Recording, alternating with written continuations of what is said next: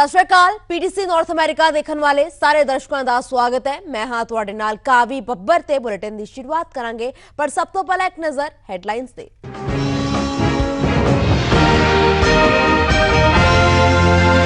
Washington DC दे विच भारत ते अमरीका दे रखिया ते विदेश मंत्रियों विचाले 11 ते 12 अप्रैल नूं होवेगी मुलाकात। कई अहम मुद्दिआं ते होवेगी चर्चा। कैंटकी सूबे दे विच चार्टर स्कूलों नूं फंडिंग करन वाले हाउस बिल उत्ते गवर्नर ने कीता वीटो। हाउस बिल 9 सूबे दे हाउस ते सैनेट दे विच होया सी पास। प्रधानमंत्री ट्रूडो ते वित्त मंत्री ने हैमिल्टन दा कीता दौरा। आम परिवारां दे नाल मुलाकात करके 2022 दे बजट संबंधी ऐलानां दी सांझी कीती जानकारी। कैनेडा दे टोरंटो गई 21 साला भारतीय विद्यार्थी का कतल होया। गोलियां मार के उतारिया गया मौत दे घाट। पुलिस दे वल्लों कीती जा रही है मामले की जांच।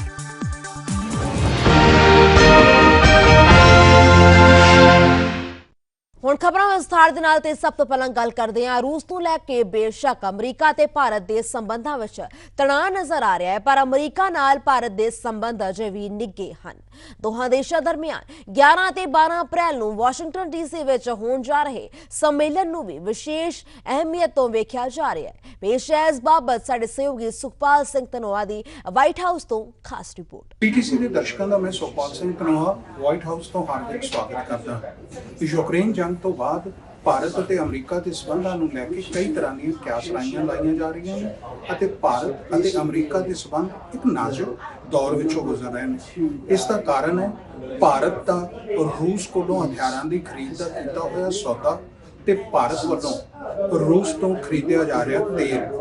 ਇਸ ਨੂੰ ਲੈ ਕੇ ਵਾਈਟ ਹਾਊਸ ਵਿੱਚ ਚਰਚਾ ਹੁੰਦੀ ਹੈ ਅਤੇ ਇਹਨਾਂ ਦਿਨਾਂ ਵਿੱਚ ਚਰਚਾ ਹੋ ਰਹੀ ਹੈ ਜਦੋਂ ਭਾਰਤ ਦੇ ਰੱਖਿਆ ਮੰਤਰੀ ਤੇ ਵਿਦੇਸ਼ ਮੰਤਰੀ ਇੱਥੇ ਆ ਰਹੇ ਨੇ 2+2 ਸੰਮੇਲਨ ਕਰਨ ਲਈ।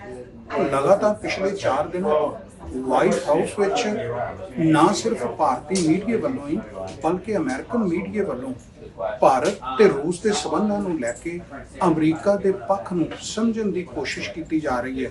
ਆਓ ਇਸ ਤੋਂ ਪਹਿਲਾਂ ਕਿ ਮੈਂ 2+2 ਦੇ ਬਾਰੇ ਗੱਲ ਕਰਾਂ, ਪਹਿਲਾਂ ਦੇਖਦੇ ਹਾਂ ਕਿ ਭਾਰਤ ਅਤੇ ਅਮਰੀਕਾ ਦੇ ਸਬੰਧਾਂ ਨੂੰ ਲੈ ਕੇ ਵਾਈਟ ਹਾਊਸ ਦਾ ਕੀ ਕਹਿਣਾ ਹੈ। Partnership with India is one of the most important relationships we have in the world. As you know, he met with Prime Minister Modi and other Quad leaders in March. He expects that at this 2+2, Secretary Blinken and Secretary Austin will continue driving forward our work with India and our shared goals in the Indo-Pacific region and around the world.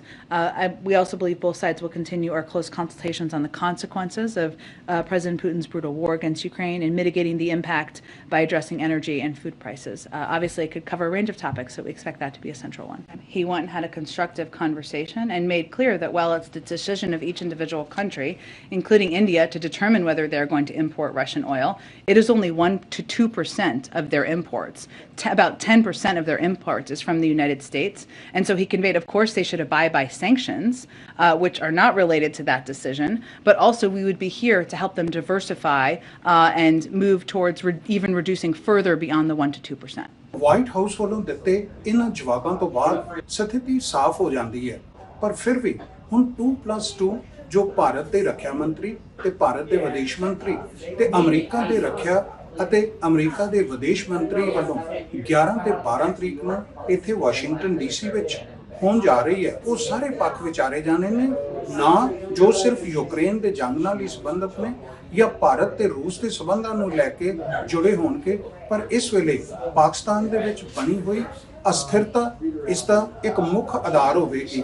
ਚੀਨ ਦਾ Indo Pacific ਖੇਤਰ ਦੇ ਵਿੱਚ ਵਧਦਾ ਹੋਇਆ ਜ਼ੋਰ ਇਹਨਾਂ ਸੰਬੰਧਾਂ ਨੂੰ ਬਰਕਰਾਰ ਰੱਖਣ ਲਈ ਅਮਰੀਕਾ ਨੂੰ ਆਪਣੇ ਸੁਭਾਅ ਦੇ ਵਿੱਚ ਨਰਮੀ ਲਿਆਉਣ ਲਈ ਮਜਬੂਰ ਕਰ ਰਿਹਾ ਹੋਵੇਗਾ। ਅਜਿਹੇ ਕਈ ਹੋਰ ਮਹੱਤਵਪੂਰਨ ਪੱਖ ਨੇ ਜੋ ਟ੍ਰੇਡ ਦੇ ਨਾਲ ਵੀ ਜੁੜੇ ਹੋਏ ਨੇ। ਖਿੱਤੇ ਦੇ ਵਿੱਚ ਅੱਤਵਾਦ ਨੂੰ ਰੋਕਣਾ, ਚਾਈਨਾ ਦੀ ਵੱਧਦੀ ਹੋਈ ਸ਼ਕਤੀ, ਅਫਗਾਨਿਸਤਾਨ ਦੇ ਵਿੱਚ ਤਾਜ਼ਾ ਸਥਿਤੀ ਤੇ ਪਾਕਿਸਤਾਨ ਦੀ ਅਸਥਿਰਤਾ ਕਈ ਅਜਿਹੇ ਮਹੱਤਵਪੂਰਨ ਪੱਖ ਨੇ ਜੋ ਭਾਰਤ ਤੇ ਅਮਰੀਕਾ ਦੇ ਸਬੰਧਾਂ ਨੂੰ ਮਜ਼ਬੂਤ ਕਰਨਗੇ। ਇਸ ਦੇ ਬਾਰੇ ਫਿਰ ਰਿਪੋਰਟ ਲੈ ਕੇ ਤੁਹਾਡੇ ਹਾਜ਼ਰ ਹੋਵਾਂਗੇ। ਸੁਖਪਾਲ ਸਿੰਘ ਧਨੋਆ, ਪੀਟੀਸੀ ਨਿਊਜ਼ ਲਈ ਵਾਈਟ ਹਾਊਸ ਤੋਂ। ਕੈਂਟਕੀ ਸੂਬੇ ਦੇ ਚਾਰਟਰ ਸਕੂਲਾਂ ਨੂੰ ਵਿੱਤੀ ਮਦਦ ਦੇਣ ਵਾਸਤੇ ਸੂਬੇ ਦੇ ਹਾਊਸ ਅਤੇ ਸੈਨੇਟ ਵਿੱਚ ਹਾਊਸ ਬਿੱਲ 9 ਪਾਸ ਕੀਤਾ ਗਿਆ ਸੀ ਅਤੇ ਹੁਣ ਸੂਬੇ ਦੇ ਗਵਰਨਰ ਐਂਡੀ ਬਸ਼ੀਰ ਨੇ ਇਸ ਬਿੱਲ ਨੂੰ ਆਪਣੇ ਅਖਤਿਆਰ ਦੀ ਵਰਤਦੇ ਹੋਏ ਵੀਟੋ ਕਰ ਇਸ ਫਿਲਹਾਲ ਲਈ ਖਾਰਿਜ ਕਰ ਦਿੱਤਾ ਹੈ। ਸੂਬੇ ਦੇ ਗਵਰਨਰ ਨੇ ਕਿਹਾ ਹੈ ਕਿ ਮੈਂ ਖੁਦ ਪਬਲਿਕ ਸਕੂਲ ਤੋਂ ਪੜ੍ਹਿਆ ਹਾਂ ਅਤੇ ਮੈਂ ਚਾਰਟਰ ਸਕੂਲਾਂ ਦੇ ਖਿਲਾਫ ਹਾਂ।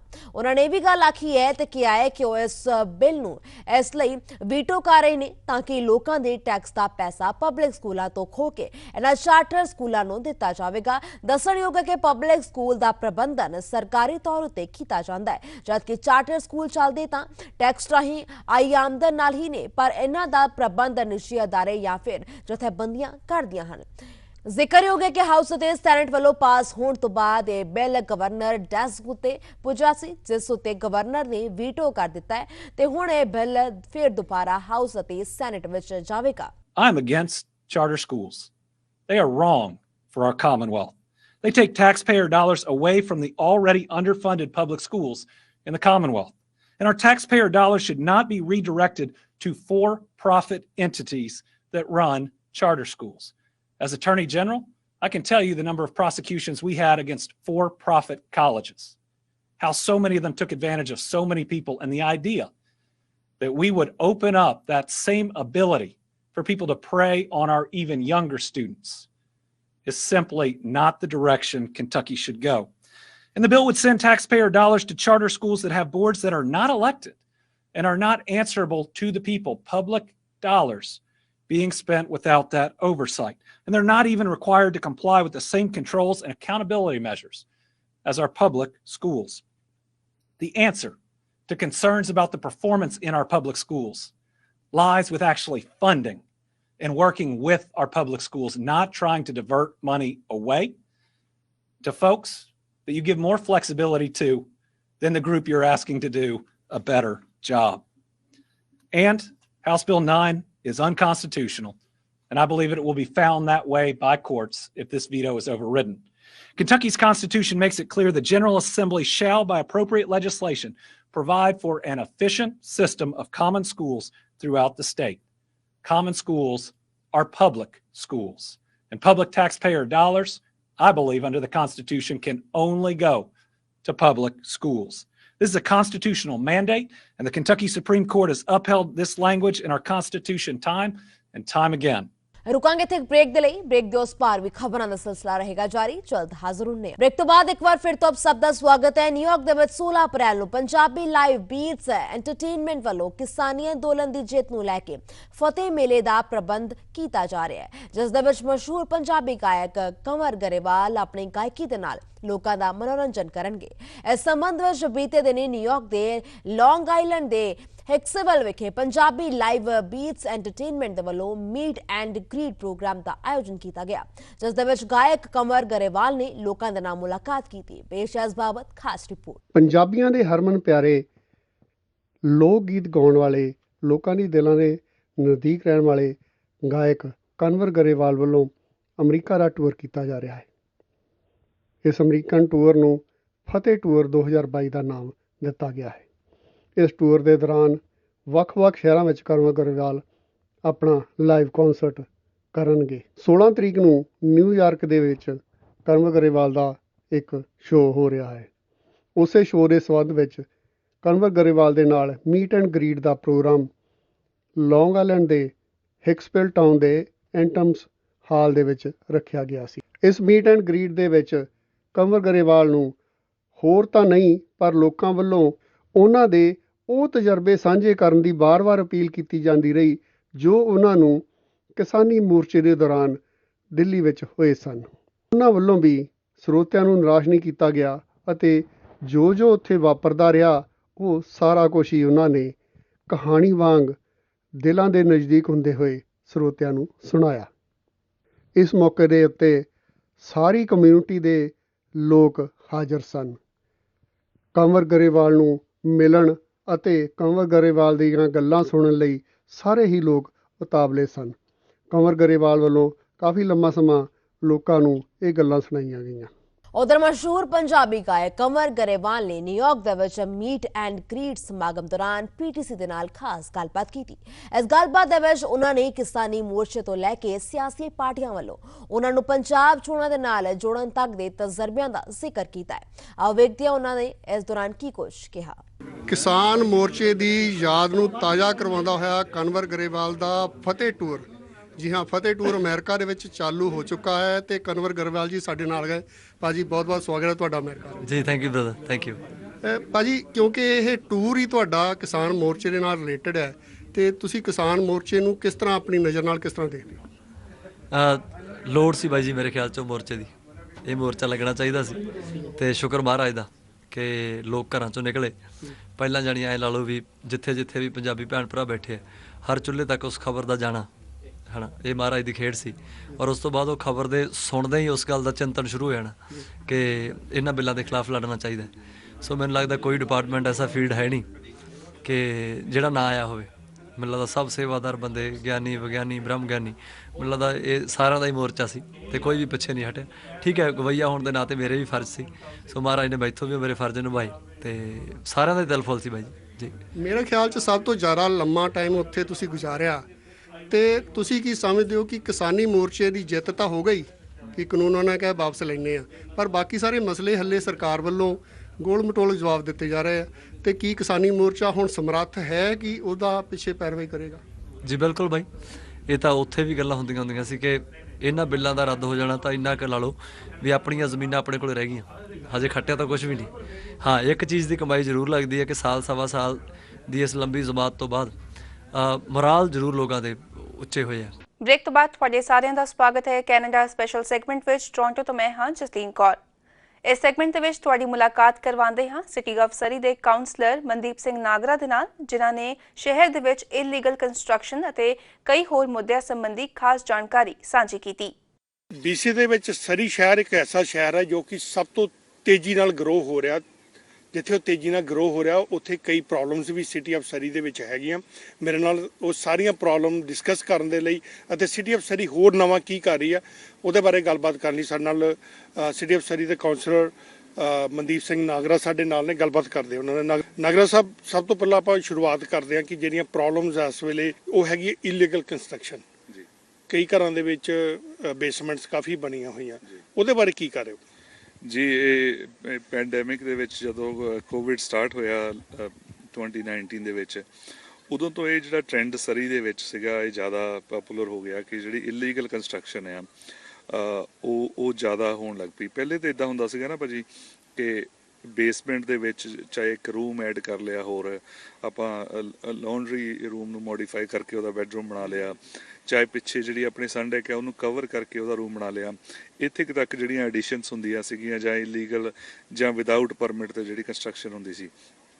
ਪਰ ਪਿਛਲੇ 2 ਸਾਲ ਤੋਂ ਜਿਹੜਾ ਇੱਕ ਨਵਾਂ ਟ੍ਰੈਂਡ ਆਇਆ ਸੀ ਕਿ ਜਿਹੜੇ ਬੈਕਯਾਰਡ ਦੇ ਵਿੱਚ ਜਿਹੜਾ ਇੱਕ ਵੈਂਚਰ ਘਰ ਬਣਿਆ ਹੋਇਆ ਹੈ, ਕੋਈ up to 2000 square feet 2200 square feet, ਉਹਦੇ ਸਾਈਜ਼ ਦਾ ਹੀ ਇੱਕ ਘਰ ਹੋਰ ਪਿੱਛੇ ਵਿਦਆਊਟ ਕਿਸੇ ਪਰਮਿਟ ਲਿਆ ਤੋਂ, ਵਿਦਆਊਟ ਕੋਈ ਇਨਸਪੈਕਸ਼ਨ ਕਰਾਇਆ ਤੋਂ, ਵਿਦਆਊਟ ਕੋਈ ਇੰਜੀਨੀਅਰਿੰਗ ਕਰਾਇਆ ਤੋਂ, ਉਹਦਾ ਕੋਈ ਪ੍ਰੋਪਰ ਸੇਫਟੀ ਪਲਾਨ ਬਣਾਇਆ ਤੋਂ ਬਗੈਰ ਇੱਕ ਘਰ ਦਾ ਘਰ ਹੀ ਪਿੱਛੇ ਬੈਕਯਾਰਡ ਦੇ ਵਿੱਚ ਹੋਰ ਇੱਦਾਂ ਦੇ ਬਹੁਤ ਜ਼ਿਆਦੀਆਂ ਕੰਪਲੇਂਟਸ ਸਿਟੀ ਨੂੰ ਆਈਆਂ ਕਿ ਬਣਨ ਲੱਗ ਪਏ ਸੀਗੇ। ਉਹਨੂੰ ਜਿਹੜਾ ਰੋਕਣ ਵਾਸਤੇ ਸਾਡੀ ਪਹਿਲੇ ਤੇ ਬਾਇਲੋ ਟੀਮ ਬਹੁਤ ਐਕਟਿਵ ਰਹੀ ਕਿ ਕਿਸੇ ਨਾ ਕਿਸੇ ਤਰ੍ਹਾਂ ਰੋਕਿਆ ਜਾ ਸਕੇ। ਪਰ ਜਿਹੜੇ ਉਹ ਮਿਲੂਗਾ ਉਸ ਤੋਂ ਬਾਅਦ ਜੇ ਤੁਸੀਂ ਉਹ ਕੰਮ ਨੂੰ ਕੰਟੀਨਿਊ ਕਰ ਲਿਆ ਫਿਰ ਨੈਕਸਟ ਡੇ $1000 ਫਾਈਨ ਮਿਲੂਗਾ। ਸੋ ਇਹ ਰਿਪੀਟ ਹੋਈ ਜਾਊਗਾ ਜਦੋਂ ਤੱਕ ਕਿ ਤੁਹਾਡੀ ਇਲੀਗਲ ਕੰਸਟਰਕਸ਼ਨ ਚੱਲਦੀ ਆ। ਉਹ ਐਵਰੀ ਡੇ $1000। ਜਿਹੜਾ ਸਿਟੀ ਆਫ ਸਰੀ ਆ ਫਾਸਟੈਸਟ ਗਰੋਇੰਗ ਸਿਟੀ ਆ ਆਪਣੇ ਕੈਨੇਡਾ ਦਾ। ਸੋ ਉਹਨਾਂ ਇੱਥੇ ਅਕੋਮੋਡੇਸ਼ਨ ਬਹੁਤ ਘੱਟ ਆ, ਰੈਂਟਲ ਯੂਨਿਟਸ ਇੱਕ ਤਾਂ ਬਹੁਤ ਘੱਟ ਆ, ਪਲੱਸ ਜਿਹੜੀ ਕਿ ਪ੍ਰੋਪਰਟੀ ਦੀ ਪ੍ਰਾਈਸਾਂ ਬਹੁਤ ਵੱਧ ਗਈਆਂ ਨੇ। ਹੁਣ ਜੇ ਕੋਈ 2 ਮਿਲੀਅਨ ਦਾ ਘਰ ਲੈਂਦਾ ਉਹ ਕੋਈ 1 ਬੇਸਮੈਂਟ ਆ ਉਹ ਨਹੀਂ ਅਫੋਰਡ ਕਰ ਸਕਦਾ ਜਿੰਨਾ ਚਿਰ ਉਹ 2 ਜਾਂ 3 ਨਹੀਂ ਬਣਾਦਾ। ਸੋ ਇਹ ਵੀ ਇੱਕ ਕਾਰਨ ਹੈ ਕਿ ਇਨਲੀਗਲ ਕੰਸਟਰਕਸ਼ਨ ਹੋ ਰਹੀ ਆ। ਕੋਈ ਵੀ ਪੰਜਾਬ ਤੋਂ ਜਾਂ ਪਾਕਿਸਤਾਨ ਤੋਂ ਜਿੱਥੋਂ ਵੀ ਆਉਂਦਾ ਫਰਸਟ ਉਹਨਾਂ ਦਾ ਪ੍ਰੈਫਰੈਂਸ ਹੁੰਦਾ ਕਿ ਅਸੀਂ ਸਰੀ ਦੇ ਵਿੱਚ ਆਈਏ। ਸਰੀ ਦੇ ਵਿੱਚ ਕਿਉਂਕਿ ਇੱਥੇ ਬਿਜ਼ਨਸ ਬਹੁਤ ਆ, ਆਪਣੀ ਕਮਿਊਨਿਟੀ ਬਹੁਤ ਆ, ਗੁਰਦੁਆਰਾ ਸਾਹਿਬ, ਮੌਸਕ ਹੋ ਗਿਆ, ਮੰਦਰਸ ਹੋ ਗਿਆ, ਸਾਰਾ ਕੁਝ ਇੱਥੇ ਹੈਗਾ। ਸੋ ਉਹਨਾਂ ਨੂੰ ਥੋੜ੍ਹਾ ਈਜ਼ੀ ਹੁੰਦਾ ਆਪਣੀ ਲਾਈਫ ਸ਼ੁਰੂ ਕਰਨ ਲਈ। ਉਹਦੇ ਨਾਲ ਨਾਲ ਅਸੀਂ ਚਾਹੁੰਦੇ ਹਾਂ ਕਿ ਸਿਟੀ ਆਫ ਸਰੀ ਧਿਆਨ ਦੇਵੇ ਕਿ ਜਿਹੜੀ ਅਫੋਰਡੇਬਲ ਹਾਊਸਿੰਗ ਆ ਉਹ ਸਾਰਿਆਂ ਲਈ ਅਵੇਲੇਬਲ ਹੋਵੇ ਜਦੋਂ ਇੱਥੇ ਸਟੈਪ ਕਰਨ ਸਰੀ ਦੇ ਵਿੱਚ। ਨਾਗਰਾ ਸਾਹਿਬ ਸਾਨੂੰ ਇਹ ਦੱਸੋ ਕਿ ਪਰਮਨੈਂਟ ਨਵੇਂ ਘਰ ਬਣਾਉਣ ਲਈ ਪਰਮਨੈਂਟ ਦੀ ਕਾਫੀ ਬਿਲਡਰ ਵੇਟ ਕਰ ਰਹੇ ਸੀਗੇ, ਉਹਨੂੰ ਹੁਣ ਕਿੱਦਾਂ ਪ੍ਰੋਸੈਸ ਨੂੰ ਤੇਜ਼ ਕਰ ਰਹੇ ਹੋ? ਜੀ ਬਹੁਤ ਸਲੋ ਹੋ ਗਿਆ ਸੀਗਾ ਉਹਦੇ ਵਿੱਚ। ਜਦੋਂ ਅਸੀਂ 2018 ਦੇ ਵਿੱਚ ਇਲੈਕਟ ਹੋਏ ਆ, 2019 ਦੇ ਵਿੱਚ ਅਸੀਂ ਇਹਨੂੰ ਪ੍ਰੋਸੈਸ ਨੂੰ ਥੋੜਾ ਸਪੀਡ ਅਪ ਕਰ ਲਿਆ ਸੀਗਾ। ਪਰਮਿਟਸ ਨਿਕਲ ਰਿਹਾ ਸੀ। ਉਸ ਤੋਂ ਬਾਅਦ ਆ ਫਿਰ ਜਦੋਂ ਪੈਂਡੈਮਿਕ ਸਟਾਰਟ ਹੋਇਆ, ਸਾਰਾ ਸਟਾਫ ਘਰ ਤੋਂ ਕੰਮ ਕਰਨਾ ਸਟਾਰਟ, ਉਹਦੇ ਨਾਲ ਡਿਲੇਸ ਇੰਨੀਆਂ ਹੋ ਗਈਆਂ, ਉਹਦੇ ਨਾਲ ਜਿਹੜੇ ਫਾਈਲਸ ਇੰਨੀਆਂ ਪਿੱਛੇ ਚਲੇ ਗਈਆਂ, ਉਹਨਾਂ ਨੂੰ ਫਿਰ ਕਵਰ ਅਪ ਕਰਨ ਲਈ ਹੁਣ ਐਕਚੁਅਲੀ ਸਟਾਫ ਜਿਹੜਾ ਆ ਬੈਕ ਸਿਟੀ ਹਾਲ ਦੇ ਵਿੱਚ, ਉੱਥੋਂ ਸਿਟੀ ਹਾਲ ਤੋਂ ਆਪਰੇਟ ਕਰ ਰਿਹਾ। ਤੇ ਜਿਹੜੀਆਂ ਅਸੀਂ ਨਵੇਂ ਗਾਈਡਲਾਈਨਸ ਲੈ ਕੇ ਆਂਦੀਆਂ ਸੀਗੀਆਂ 10 ਵੀਕ ਦੀਆਂ, ਉਹਦੇ ਤੇ ਅਸੀਂ ਉਹ ਟਾਰਗੇਟ 10 ਵੀਕ ਦਾ ਗਾਰੰਟੀਡ ਟਾਈਮਲਾਈਨ ਜਿਹੜੀ ਸੀਗੀ 10 ਵੀਕ ਦੀ ਉਹ ਲੈ ਕੇ ਆਂਦੀ ਸੀ। ਪਰ ਉਹਦੇ ਤੇ ਹਜੇ ਕੁਝ ਇਦਾਂ ਦੇ ਪਰਮਿਟਸ ਹੈਗੇ ਨੇ ਜਿਹੜੇ ਹਜੇ ਉਸ ਟਾਈਮਲਾਈਨ ਦੇ ਵਿੱਚ ਨਹੀਂ ਨਿਕਲ ਰਹੇ। ਜਿਹੜੀਆਂ ਸਬ ਡਿਵੀਜ਼ਨਸ ਦੀਆਂ ਐਪਲੀਕੇਸ਼ਨਸ ਹੈਗੀਆਂ, ਨਵੀਆਂ ਸਬ ਡਿਵੀਜ਼ਨ ਤੇ ਬਿਲਡਿੰਗ ਪਰਮਿਟਸ ਆ ਰਹੇ ਨੇ, ਉਹ 8 ਤੋਂ 10 ਵੀਕ ਦੇ ਵਿੱਚ ਨਿਕਲ ਰਹੇ ਨੇ। ਉਹਦੀ ਰੀਜ਼ਨ ਹੈ ਕਿ ਕਿਉਂਕਿ ਨਵੀਂ ਸਰਵਿਸ, ਨਵੀਂ ਜਿਹੜੀ ਹੈਗੀ ਆ ਸਬ ਡਿਵੀਜ਼ਨ, ਉਹਦੇ ਸਾਰੇ ਪਲਾਨਸ ਆਲਰੇਡੀ ਸਿਟੀ ਕੋਲ ਹੁੰਦੇ ਨੇ। ਚਾਹੇ ਉਹਦਾ ਲੋਟ ਗ੍ਰੇਡਿੰਗ ਪਲਾਨ ਹੋ ਜਾਵੇ, ਚਾਹੇ ਉਹਦਾ ਹੋਰ ਕੋਈ ਸਰਵਿਸਿੰਗ ਰਿਲੇਟਡ ਕੋਈ ਵੀ ਪਲਾਨ ਹੋਣ, ਉਹ ਸਿਟੀ ਦੇ ਕੋਲ ਅਪਡੇਟਡ ਕਾਪੀ ਹੁੰਦੀ ਆ ਉਹਨਾਂ ਦੀ। ਉਹ 8 ਤੋਂ 10 ਵੀਕ। ਪਰ ਜਿਹੜੇ ਇਨਫਿਲ ਹੈ, ਜਿਹੜਾ ਇੱਕ ਘਰ ਢਾਹ ਕੇ ਦੂਸਰਾ ਘਰ ਬਣਨਾ ਆ, ਉਹਦੇ ਤੇ ਥੋੜਾ ਜਿਹਾ ਟਾਈਮ ਹਜੇ ਵੀ ਲੱਗ ਰਿਹਾ। ਸੋ ਉਹਨੂੰ ਹੋਰ ਬੈਟਰ ਕਰਨ ਲਈ ਅਸੀਂ ਕੰਮ ਕਰ ਰਹੇ ਹਾਂ, ਸਟਾਫ ਪੂਰਾ ਕੰਮ ਕਰ ਰਿਹਾ। ਮੈਨੂੰ ਲੱਗਦਾ ਕਿ ਹੋਰ ਕੁਝ ਆਉਣ ਵਾਲੇ ਵੀਕਾਂ ਦੇ ਵਿੱਚ ਜਿਹੜੇ ਇਨਫਿਲ ਅਲਾਟਸ ਆ, ਜਿਹੜੇ ਘਰ ਢਾਹ ਕੇ ਦੁਬਾਰਾ ਘਰ ਬਣ ਰਹੇ ਨੇ, ਉਹਨਾਂ ਦਾ ਜਿਹੜਾ ਪਰਮਿਟਿੰਗ ਜਿਹੜਾ ਟਾਈਮ ਹੈ ਉਹਨੂੰ ਘਟਾਉਣ ਲਈ ਅਸੀਂ ਕਰ ਰਹੇ ਹਾਂ ਕੰਮ। ਇਹ ਸੱਚ ਹੈਗਾ ਕਿ ਤੁਸੀਂ ਐਵਰੀ ਥਰਸਡੇ ਆਵਰਸ ਐਕਸਟੈਂਡ ਵੀ ਕਰ ਰਹੇ ਹੋ? ਜੀ ਬਿਲਕੁਲ, ਇਹ ਆਲਰੇਡੀ ਹੋ ਗਿਆ ਕਿ ਸਿਟੀ ਹਾਲ ਜਿਹੜਾ ਹੁਣ ਐਵਰੀ ਥਰਸਡੇ 8 ਵਜੇ ਬੰਦ ਹੋਇਆ ਕਰੇਗਾ। ਸੋ ਆਉਣ ਵਾਲਾ ਜਿਹੜਾ ਥਰਸਡੇ ਹੈਗਾ ਮਾਰਚ 31 31 ਮਾਰਚ, ਉਸ ਦਿਨ ਅਸੀਂ ਓਪਨ ਹਾਊਸ ਵੀ ਲਾ ਰਹੇ ਹਾਂ। ਸਾਡੀ ਸਾਰੀ ਸੀਨੀਅਰ ਮੈਨੇਜਮੈਂਟ ਟੀਮ ਜਿਹੜੀ ਆ, ਮੇਅਰ ਐਂਡ ਕਾਉਂਸਲ, ਸਾਡੀ ਟੀਮ ਦੇ ਮੇਅਰ ਡਗ ਮਕਲਮ ਤੇ ਸਾਡੀ ਸੇਫ ਸਰੀ ਕੋਲੀਸ਼ਨ ਦੀ ਟੀਮ ਜਿਹੜੀ ਆ, 4 ਕਾਉਂਸਲਰਸ, ਅਸੀਂ ਉਹ ਥਰਸਡੇ ਨੂੰ 5 ਤੋਂ 8 ਵਜੇ ਤੱਕ ਅਸੀਂ ਵੀ ਉੱਥੇ ਹੋਵਾਂਗੇ, ਸੀਨੀਅਰ ਮੈਨੇਜਮੈਂਟ ਸਾਰੀ ਉੱਥੇ ਹੋਏਗੀ, ਸਟਾਫ ਉੱਥੇ ਹੋਏਗਾ।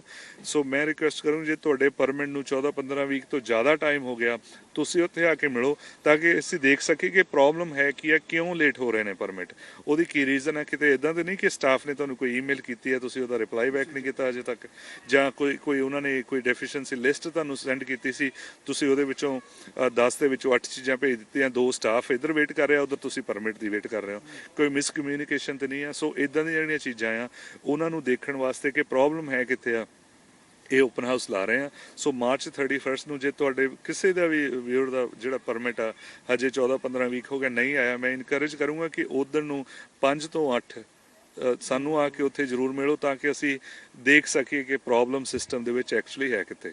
ਆਖਿਰ ਵਿੱਚ ਸਾਨੂੰ ਕੁਇਕਲੀ ਦੱਸੋ ਕਿ ਜਿਹੜੇ ਤੁਹਾਡੇ ਪ੍ਰੋਜੈਕਟ ਹੈ ਉਹ ਨਵੇਂ ਕੀ ਚੱਲ ਰਹੇ ਨੇ, ਕਿੰਨੀ ਕੁ ਇਨਵੈਸਟਮੈਂਟ ਹੋਰ ਹੋ ਰਹੀ? ਜੀ 28 ਨਵੇਂ ਪ੍ਰੋਜੈਕਟ ਚੱਲ ਰਹੇ ਨੇ, ਬਹੁਤ ਐਕਸਾਈਟਡ ਹਾਂ ਜੀ ਅਸੀਂ ਉਹਦੇ ਲਈ। 424 ਮਿਲੀਅਨ ਡਾਲਰ ਦੇ ਜਿਹੜੇ ਪ੍ਰੋਜੈਕਟ ਚੱਲ ਰਹੇ ਨੇ। ਆਪਾਂ ਨਿਊਟਨ ਪਾਰਕ ਦੇ ਵਿੱਚ ਖੜੇ ਹਾਂ, ਬਿਲਕੁਲ ਸਾਹਮਣੇ ਤੁਸੀਂ ਦੇਖ ਸਕਦੇ ਹੋ ਜਿਹੜੀ ਨਵੀਂ 5th ਸੌਕਰ ਦੀ ਫੀਲਡ ਆ, ਉਹ ਬਿਲਕੁਲ ਰੈਡੀ ਹੋ ਗਈ ਆ। ਜਿਹੜਾ ਵਾਕਿੰਗ ਟਰੈਕ ਹੈਗਾ 400 ਮੀਟਰ ਦਾ, ਇਹ ਵੀ ਰੈਡੀ ਆਲਮੋਸਟ। ਇਹਦੇ ਤੇ ਇੱਕ ਰਬਰਾਈਜ਼ਡ ਜਿਹੜਾ ਸਰਫੇਸ ਆ ਉਹ ਹਜੇ ਪਾਉਣਾ ਬਾਕੀ ਆ, ਬਾਕੀ ਟਰੈਕ ਰੈਡੀ ਆ। ਸੋ ਮੇਬੀ ਹੋਰ 2-3 ਹਫ਼ਤੇ ਦੇ ਵਿੱਚ ਸਟਾਫ ਕਹਿ ਰਿਹਾ ਕਿ ਇਹ ਟਰੈਕ ਖੁੱਲ ਜਾਏਗਾ। ਸੋ ਇਦਾਂ ਦੇ 28 ਹੋਰ ਪ੍ਰੋਜੈਕਟਸ ਜਿਹੜੇ ਆ ਆਲ ਓਵਰ ਸਿਟੀ ਹਰੇਕ ਕਾਰਨਰ ਦੇ ਵਿੱਚ ਬਣ ਰਹੇ ਨੇ। ਬੇਅਰ ਕ੍ਰੀਕ ਪਾਰਕ ਦੀ ਐਕਸਪੈਂਸ਼ਨ ਹੋ ਰਹੀ ਹੈ, 84th ਐਵਨਿਊ ਬਣ ਰਿਹਾ, Newton rec centre 100 million dollar ਦਾ ਜਿਹੜਾ ਪ੍ਰੋਜੈਕਟ ਆ ਉਹਦੀ ਕੰਸਟਰਕਸ਼ਨ ਚੱਲ ਰਹੀ ਆ। ਸੋ ਇਦਾਂ ਦੇ 28 ਪ੍ਰੋਜੈਕਟ ਜਿਹੜੇ ਆ ਇਸ ਟਾਈਮ ਸਿਟੀ ਆਫ ਸਰੀ ਦੇ ਵਿੱਚ ਬਣ ਰਹੇ ਨੇ। ਮਨਦੀਪ ਜੀ, ਤੁਹਾਡਾ ਬਹੁਤ ਬਹੁਤ ਧੰਨਵਾਦ। ਟਾਈਮ ਥੋੜਾ ਹੋਣ ਕਰਕੇ ਤੁਹਾਡੇ ਨਾਲ ਫਿਰ ਆਉਂਦੇ ਸਮੇਂ ਦੇ ਵਿੱਚ ਲੰਬੀ ਗੱਲਬਾਤ ਕਰਾਂਗੇ ਇਹਨਾਂ ਪ੍ਰੋਜੈਕਟਸ ਬਾਰੇ ਡਿਟੇਲ ਦੇ ਵਿੱਚ। ਇੱਕ ਸਾਨੂੰ ਆਖਿਰ 'ਚ ਦੱਸ ਦਿਓ ਕਿ ਕੀ ਜਿਹੜੇ ਘਰ ਆਲਰੇਡੀ ਇਲੀਗਲ ਬਣ ਚੁੱਕੇ ਨੇ, ਕੀ ਉਹ ਢਾਏ ਵੀ ਜਾ ਸਕਦੇ ਨੇ? ਬਿਲਕੁਲ ਪੋਸੀਬਿਲਿਟੀ ਹੈਗੀ ਹੈ, ਕਿਉਂਕਿ ਲੀਗਲ ਡਿਪਾਰਟਮੈਂਟ ਜਿਹੜਾ ਆ ਜਿਹੜੀ ਇਲੀਗਲ ਕੰਸਟਰਕਸ਼ਨ ਹੈ ਉਹਨੂੰ ਕੋਰਟ ਦੇ ਵਿੱਚ ਲੈ ਜਾਂਦੇ। ਸੋ ਕੋਰਟ ਦਾ ਬਿਲਕੁਲ ਡਿਸੀਜਨ ਆ ਵੀ ਸਕਦਾ, ਕਿਉਂਕਿ ਉਹ ਫਿਰ ਜਦੋਂ ਕੋਰਟ ਦੇ ਵਿੱਚ ਚਲੇ ਗਏ ਫਿਰ ਸਿਟੀ ਸਟਾਫ ਜਾਂ ਸਿਟੀ ਕਾਉਂਸਲਰ ਜਾਂ ਹੋਰ ਕੋਈ ਵੀ ਸਿਟੀ ਰਿਲੇਟਡ ਇੰਪਲੋਈਜ਼ ਹੈਗੇ ਉਹ ਕੋਰਟ ਦੀ ਪ੍ਰੋਸੀਡਿੰਗਸ ਤੋਂ ਆਊਟ ਹੋ ਜਾਂਦੇ ਨੇ। ਸੋ ਕੋਰਟ ਦਾ ਡਿਸੀਜਨ ਹੋ ਸਕਦਾ ਕਿ ਉਹ ਕੋਰਟ ਕਹੇ ਕਿ ਯੈਸ ਡੈਫੀਨਿਟਲੀ ਇਹ ਜਿਹੜੀ ਇਲੀਗਲ ਕੰਸਟਰਕਸ਼ਨ ਹੈ ਸੇਫ ਨਹੀਂ, ਇਹਨੂੰ ਢਾਉਣਾ ਜ਼ਰੂਰੀ ਹੈ। ਇਹ ਸਨ ਸਿਟੀ ਆਫ ਸਰੀ ਤੋਂ ਮਨਦੀਪ ਸਿੰਘ ਨਾਗਰਾ ਕਾਉਂਸਲਰ। ਬੜੇ ਵਿਸਥਾਰ ਦੇ ਵਿੱਚ ਇਹਨਾਂ ਨੇ ਜਾਣਕਾਰੀ ਦੇ ਦਿੱਤੀ ਆ। ਇਲੀਗਲ ਕੰਸਟਰਕਸ਼ਨ ਵਾਲੇ ਬਿਲਕੁਲ ਧਿਆਨ ਦੇਣ, ਪ੍ਰੋਪਰ ਤਰੀਕੇ ਦੇ ਨਾਲ ਸਿਟੀ ਨਾਲ ਗੱਲਬਾਤ ਕਰਕੇ ਪਰਮਿਟ ਲੈਣ, ਫਿਰ ਉਹ ਬੇਸਮੈਂਟਾਂ ਬਣਾਉਣ। ਹਾਂ, ਇੱਥੇ ਇਹ ਵੀ ਬਹੁਤ ਜ਼ਰੂਰੀ ਗੱਲ ਹੈ ਕਿ ਅੱਜ ਕੱਲ੍ਹ ਸਾਡੇ ਬਾਇਰ ਜਿਹੜੇ ਨੇ ਉਹ ਵੀ ਇਸ ਚੀਜ਼ ਵੱਲ ਬਹੁਤ ਜ਼ਿਆਦਾ ਜਾ ਰਹੇ ਨੇ ਕਿ ਇਹਦੇ ਵਿੱਚ ਘਰਾਂ ਦੇ ਵਿੱਚ 4-4 ਬੇਸਮੈਂਟਸ ਬਣੀਆਂ ਕਿ ਸਾਨੂੰ ਥੱਲੋਂ ਰੈਂਟ ਹੈਗਾ, ਉਹ ਵੀ ਬਹੁਤ ਹੁਸ਼ਿਆਰ ਹੋ ਜਾਣ।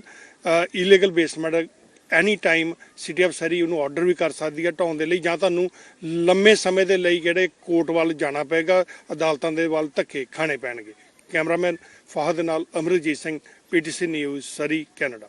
ਸੋ PTC North America News bulletin ਦੇ ਵਿੱਚ ਐਸ ਅੱਜ ਦੀਆਂ ਖਬਰਾਂ। ਫਿਲਹਾਲ ਮੈਨੂੰ ਦਿਓ ਇਜਾਜ਼ਤ ਤੇ ਦੇਸ਼ ਦੁਨੀਆ ਦੀਆਂ ਖਬਰਾਂ ਲਈ ਤੁਸੀਂ ਬਣੇ ਰਹੋ ਪੀਟੀਸੀ ਨਿਊਜ਼ ਦੇ ਨਾਲ।